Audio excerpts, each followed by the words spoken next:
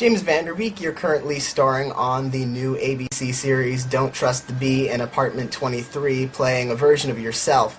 How did this idea come about for you to be a character on the show? Well, it all kind of came from some Funny or Die skits that I had done. I saw what Funny or Die was doing on the website, and I just thought it was funny. And I gave him a call on a lark and said, I want to play. What have you got? So they pitched a couple ideas. I liked a couple of them. We shot a bunch. We ended up shooting 4. They all aired, or were released during 1 week, which they called Van Der Week, which was their idea. And then it was right around the time that Don't Trust the Bitch in Apartment 23 was casting, and they were looking for someone to play themselves. And they saw the videos and said, "This is our guy." So I went in, had a meeting with them. We laughed for about 45 minutes. They handed me the script. They said, "We hope you like it. You're in it." And it was just the funniest thing I've read in years. I mean, usually during pilot season, I'm looking at drama offers, and I've kind of looked at comedy in years past, but this was just hands down the best team I could have asked to work with. Now, you mentioned your Funny or Die skit. The one in particular that I remember is A-Hole for Hire, which you apologize for setting an impossibly high standard for men with Dawson's Creek. How did that come about? Same way. I mean, yeah, they pitched. It was one of the writers who just kind of had this idea, and I thought it was really funny, the idea that that Dawson Leary is this fictional creation, quite possibly the sweetest human being on the face of the earth, and has ruined life for all young post-adolescent men trying to woo a woman, because every girl's wondering, well, why can't you be that sensitive? Why can't you apologize that much? Why can't And so that was my way of making it right. Actors playing themselves are becoming more common these days on TV. There's Matt LeBlanc on episodes, Larry David on Curb Your Enthusiasm, Louis C.K. and Louie, to name a few. What is your approach to playing yourself? Is there a lot of research involved in playing you? 35 years worth of research. Yeah, I mean, I think it's in our case, we set out to make up a character. I mean, I guess it's akin to what a lot of stand-up comics have been doing for years. They come up with a version of themselves that's funny, that works in front of an audience and all that. And so that was really pretty much what we did. I tried some stuff out at UCB, at Upright Citizens Brigade here in Los Angeles. Worked with some people, just kind of working material out, seeing what works, what's funny on me, what's not. And what we ended up coming up with on the show with the writers is this formula for this bizarro world me, which is basically somebody who's really talented, almost in a savantish kind of way, has a million blind spots,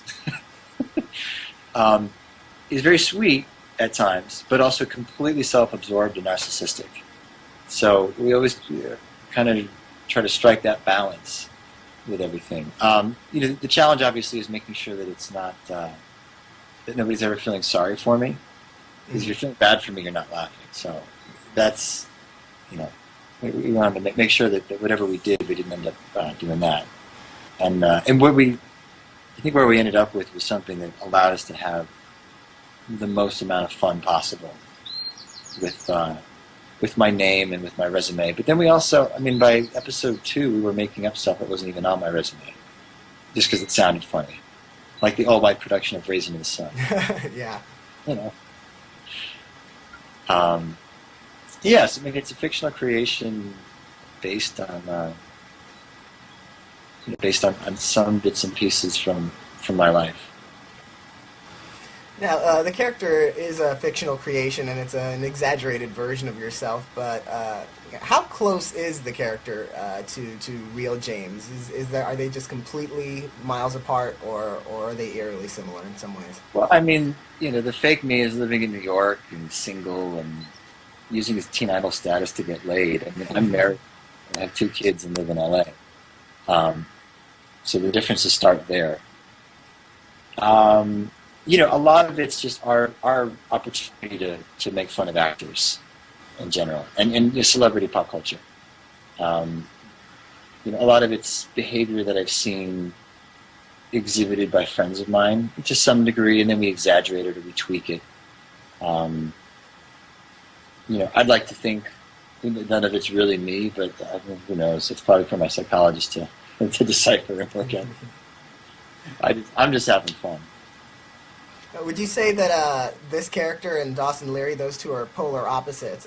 Which one would you say is probably personality-wise closer to you? Oh God, I don't know. I never know how to answer these questions. I mean, characters are generally fairly simple creatures. They exist with boundaries. Human beings are all over the map, especially actors. So, I don't know. I mean, I think if you do it right, there are elements of you in every character, but at the same time, if you do it right, nobody will recognize them. You kind of you open up and you channel whatever exists in the universe. And sometimes pieces of you get in the mix, and sometimes they don't. I'm sure there are elements of me in every character I've played, which is kind of scary because I've played some pretty psycho people. But I don't know. I always try to find the humanity in people and find the good in them too. So I'll be egotistical and say that there's that.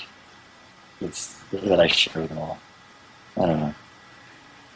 The James Van Der Beek you play is trying to distance himself in large part from his past success on Dawson's Creek.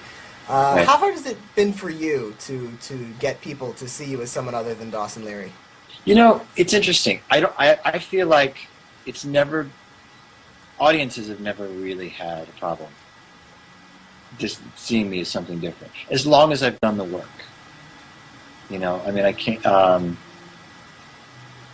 that's been in my mind whenever I've played characters outside of that. It's just that I've got to make really specific choices, and I've got to give them a real reason to believe me as something else in an authentic way, and it's got to be authentic. I mean, that's at the end of the day. What I did, and I was able to do some work even during Dawson's Creek that was, at least in my mind, miles away from that character. The Rules of Attraction, even Varsity Blues, even though they were both, it's a kind of teen genre. That guy played football. Whereas Dawson Leary, I don't think he'd even throw a football, like in my mind at least. One was a jock, one was a film geek. So it was a kind of a surprise when, the show ended, and then all of a sudden I was able to do movies. I was actually finally available for the first time in 6 years. My schedule was open, and I turned to Hollywood and said, "Okay, I'm ready. What do you got?" And I feel like studio execs were actually probably a lot less open-minded than audience members when it came to looking at me as something else. That I think I probably looked a little bit a lot younger than I wanted to play at the time, so I needed a couple of years for my age to actually catch up with where I wanted to be at.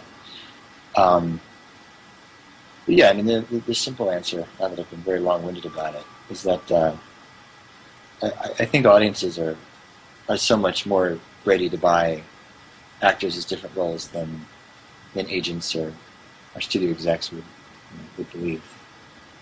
But it's been fun. I mean, it's funny. I'd so much rather have fun taking an image that exists and playing with it, and twisting it, and having fun with that, than I would try to start fresh and try to establish a name and try to, to build success from scratch. So I mean, it's a really, I call it champagne problems. It's really what they are, and it's in this kind of reinvention, it's led me to Apartment 23, and I love that job. So I'm very grateful for all of it.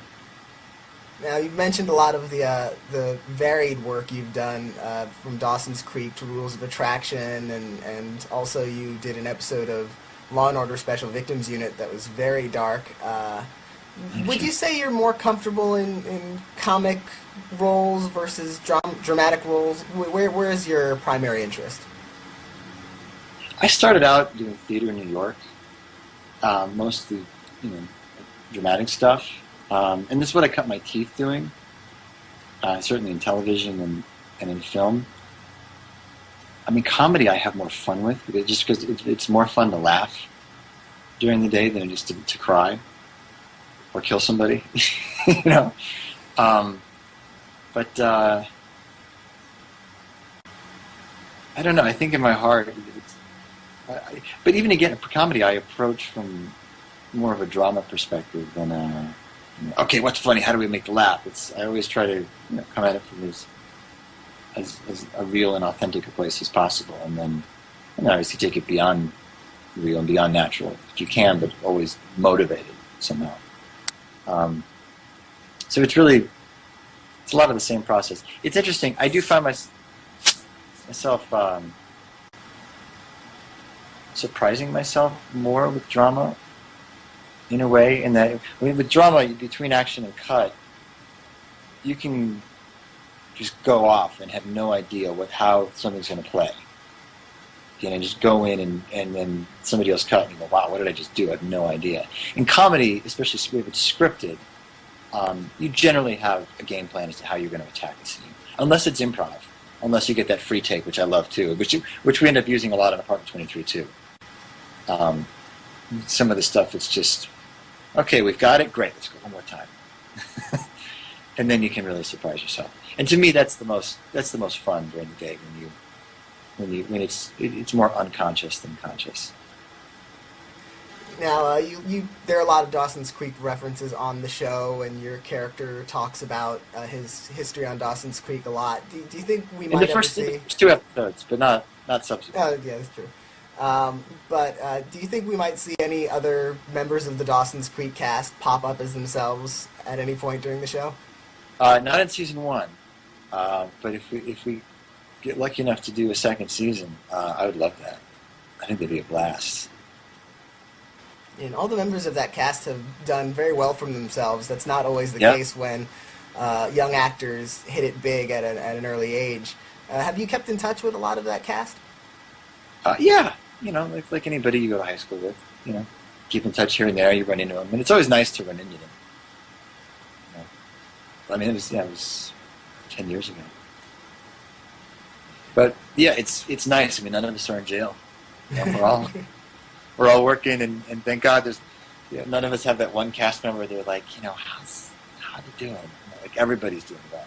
Thank God. Now, you're playing yourself on the show, and other actors who have done that on TV have earned Emmy nominations in the past. Is that something you've given any thought to at all? Not until just now.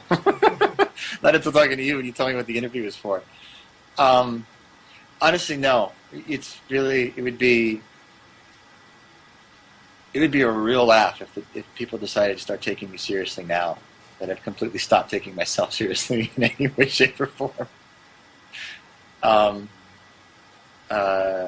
Yeah, I mean that kind of stuff is, obviously nice.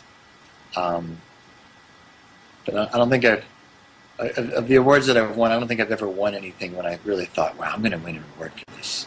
It's usually the kiss of death. You're on set and you think, okay, this is my Emmy. Actually, my joke usually whenever we're doing something really ridiculous is modeling some super tight jeans on set that my character is deciding to pitch. I turn to the crew, I go, I smell Emmy. It's usually my go-to whenever we're doing something crazy. Now, acting nominees at the Emmys, they usually submit a sample episode of their best work to Emmy judges to decide the winner. Have there been any episodes, if you should happen to be nominated, that are your favorites that you'd like to submit? I don't know. I mean, it's my favorite episodes are the one. One of my favorites is actually going to air tomorrow night, and I don't really know if what I do in it is is great. I just like the episode itself, so because the girls are so funny in it, and it's just so bizarre. And it was the one I laughed the hardest at. I don't know. I'm sure I'll let somebody who works for me, somebody in the payroll, will decide. I think actors are probably the worst at deciding what's good work and what's not. You know, I know for myself personally, unless I have so much distance from it, I can't be objective at all. You know, give me a couple of years and I'll decide, okay, that's the best one to see that. But, So what is it like working with your primary cast members, your co-stars, Dreama Walker and Kristen Ritter? How are they on set? oh, they're great. We have a blast. We have so much fun. It's so much fun to come to work when funniest wins. Funniest idea prevails. And coming up with that it's just a blast. You know, it's fun. Like I said, having started in theater, I've always prided myself on not breaking, on not laughing during a take and not ruining a take. And for years, even on Dawson's Creek, I think you could probably count on 2 or 3 fingers how many times I broke and ruined a take on that show. Apartment 23, I've lost it more times than I have in the past 10 years. And the worst is Dreama. If I'm about to break and I can maybe keep it under control, if I look at Dreama and I lose it. She pushes me over the edge every time. Well, thank you very much for taking the time out to talk with me today about the show and possibly Emmys. Amazing. God, it's just so funny. I mean, I've been doing it for so long that the thought of in a work for something like this just makes me go, yep, why not? Just, that's usually the way to approach things. Is why not? What? Just to take everything in stride and any awards recognition is sometimes icing on the cake. Oh, absolutely. But it would be the biggest who'd have thought. At least for me, anyway. But, well, thank you. I appreciate it. It's been fun. All right, it's been fun. Have a good day. All right, man. You too.